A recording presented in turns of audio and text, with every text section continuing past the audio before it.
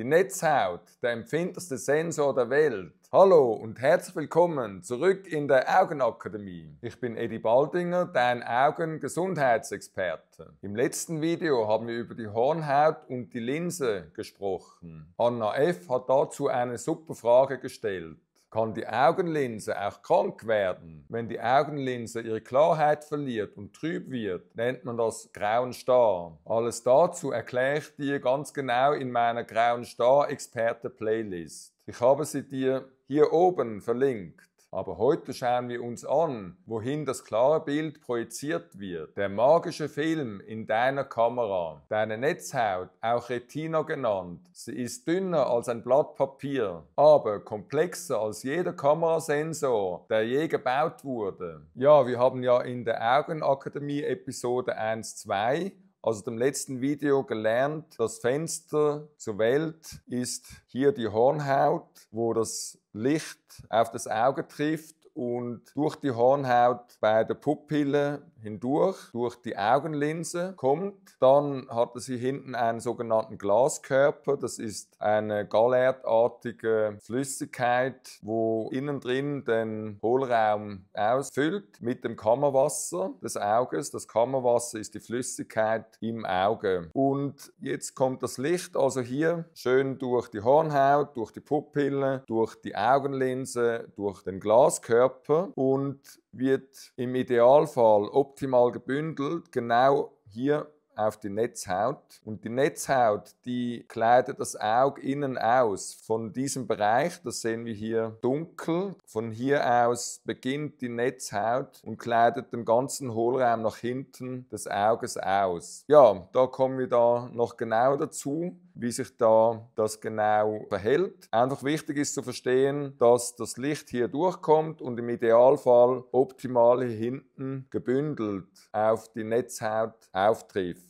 Und wir sehen hier einen kleinen gelben Fleck, auf den kommen wir gleich noch zu sprechen. Und hier in der Netzhaut, also der ganze rote Bereich, der das Auge innen auskleidet, aber vor allem hier, wo das Licht am meisten gebündelt wird, da passiert die erste unglaubliche Verwandlung. Die Netzhaut wandelt Licht in elektrische Signale um. Sie übersetzt die Sprache der Welt in die Sprache des Gehirns. Stell dir vor, du könntest eine Milliarde winziger Lichtschalter in weniger als eine Sekunde umlegen. Deine Netzhaut macht das ständig, ohne dass du es merkst. Die Netzhaut besteht aus über 100 Millionen lichtempfindlichen Zellen. Man nennt sie Photorezeptoren. Es gibt 2 Arten davon und sie haben Superkräfte. Aber dazu kommen wir in der nächsten Folge. Heute schauen wir uns den wichtigsten Ort auf der Netzhaut an, die Makula, auch gelber Fleck genannt. Die Makula ist im Verhältnis zur ganzen Netzhaut ein sehr kleiner Bereich in der Mitte der Netzhaut. Sie ist nur wenige Millimeter groß. Ich zeige es dir hier an dem Modell. Also hier trifft das Licht ins Auge durch die Hornhaut, durch die Pupille, durch die Augenlinse und dann durch den Glaskörper, den ich rausgenommen habe, um das besser zu demonstrieren. Die Makula,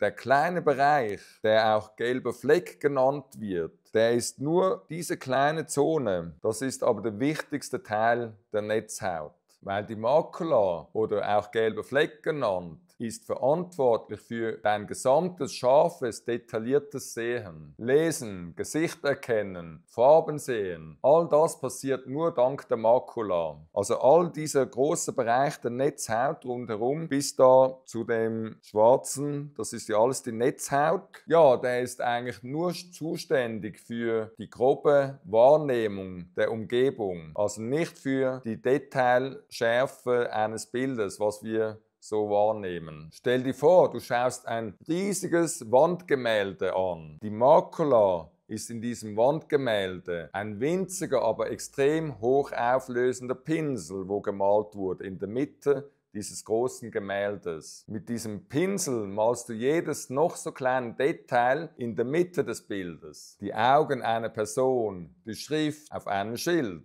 Genau diese Details werden eigentlich alle hier in der Makula umgesetzt, also wahrgenommen. Der Rest des großen Gemäldes, also alles rundherum über diese kleine Zone, wo man die Details so genau sieht, es ist wie wenn man mit einer Farbrolle statt einem feinen Pinsel drumherum alles ganz grob gemalt wird. Der blaue Himmel, die grüne Wiese. Das ist vereinfacht gesagt sozusagen das periphere Sehen, alles was außen wahrgenommen wird, also um diese Zone, wo man so detailgetreu alles wahnsinnig scharf sieht, alles drumherum im großen Gemälde, das wird in dem Bereich der Netzhaut aufgefangen, außerhalb von der Makula. Aber um all die Details zu sehen, brauchen wir diesen winzigen Spezialisten, die Makula, der gelbe Fleck. Aber was passiert, wenn genau dieser wichtige, winzige Punkt krank wird? Das ist eine der häufigsten Ursachen für schweren Sehverlust im Alter. Wenn die Makula nicht mehr richtig funktioniert, dann nennt man das Makuladegeneration. Dann wird die Mitte des Bildes verschwommen oder verzerrt. Gerade Linien erscheinen plötzlich krumm. Wie ist das bei dir? Hast du schon von der Makuladegeneration gehört? Oder frag mal bei deinen Bekannten oder in der Familie nach, ob sie schon mal was davon gehört haben. Du wirst feststellen, dass die allerwenigsten wahrscheinlich jemals davon gehört haben. Und genau das ist meine Motivation für mehr Informationen für unsere kostbaren Augen. Frühzeitig, dass man Bescheid weiß, was man für den Schutz seiner Augen und für seine Augengesundheit machen kann, bevor es dann zu spät ist oder schon das Auge Schaden genommen hat. Also ich finde es extrem, dass man in der allgemeinen Thematik der Presse oder so, dass man so wenig über unsere kostbaren Augen erfährt. Es wird über so viel Triviales, Unwichtiges berichtet oder geschrieben. Es gibt Leute, die können 3 Stunden über den Kaffee diskutieren, ja, besser so, anders so und so weiter, aber über ihre kostbaren Augen informieren sie sich nicht. Das ist doch das wichtigste Sinnesorgan oder für viele ist es das wichtigste Sinnesorgan. Die Augen spürt man nicht, die funktionieren einfach und darum ist man sich das gar nicht bewusst. Erst wenn das Sehen beeinträchtigt ist, dann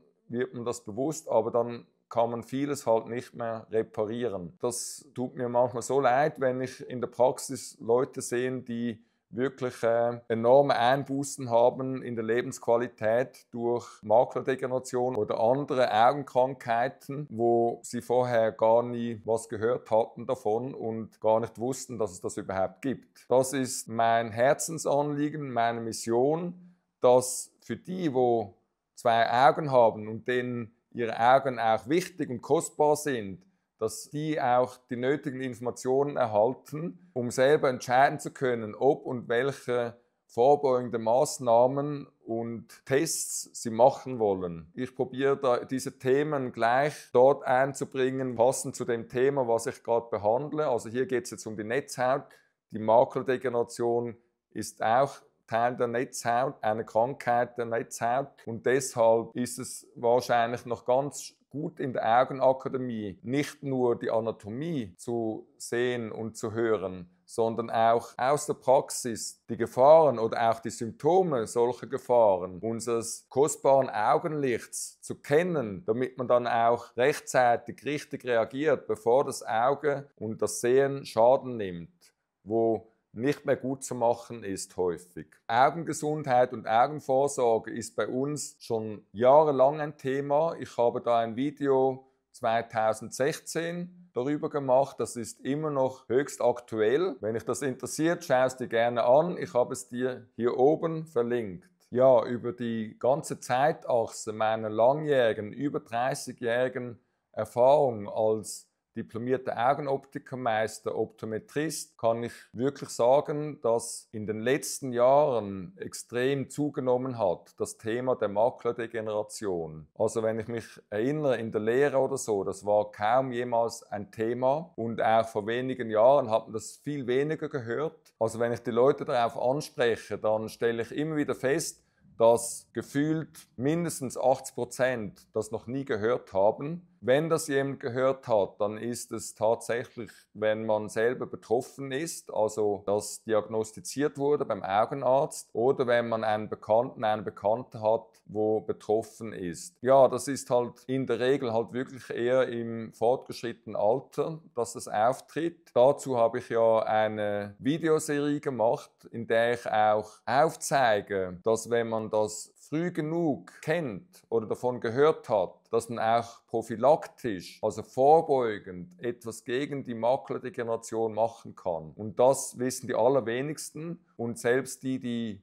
betroffen sind, die, wenn ich das ihnen sage, dann sind sie ganz erstaunt und haben noch nie davon gehört. Wie in vielen Bereichen ist Prävention halt die beste Vorsorge, dass man da möglichst früh schaut, dass es möglichst die Voraussetzungen geschaffen werden, dass der Körper alles bekommt und dass man das darauf achtet, schützt, dass es möglichst nicht zu einer Makuladegeneration kommt. Und zwar nicht erst, wenn man sie hat, sondern schon als junge Person kann man da schon darauf achten. Und das wird einem später erst bewusst, wie wichtig das ist. Und viele, wo dann betroffen sind, die sagen mir dann auch, wenn sie das gewusst hätten, hätten sie da probiert, dem entgegenzuwirken, weil es halt wirklich eine massive Verschlechterung der Lebensqualität mit sich bringt. Wenn man dort, wo man scharf sieht, wenn man lesen will oder Gesichter von Enkeln anschauen will oder sehen will, man schaut dorthin, aber es ist nur ein Fleck, wo man die Details gar nicht erkennt. Das ist die praktische Auswirkung der Makuladegeneration. Auch wenn man noch nicht im fortgeschrittenen Alter ist, gibt es Tipps, wie man dem vorbeugen kann. Gerade Linien erscheinen plötzlich krumm. Wenn dich das Thema Makuladegeneration genauer interessiert,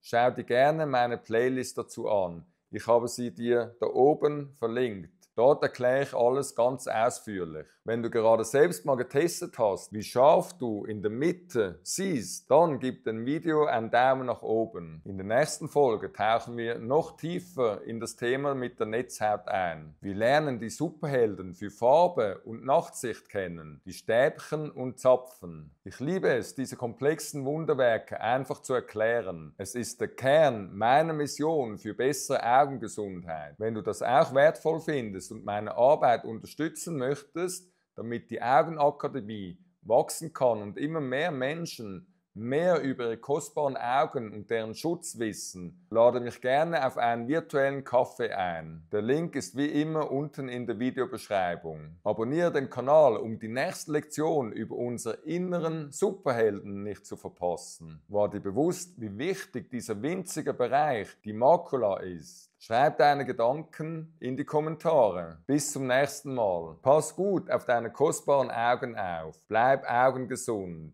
To see or not to see? Baldinger Optik, Qualität vor Augen.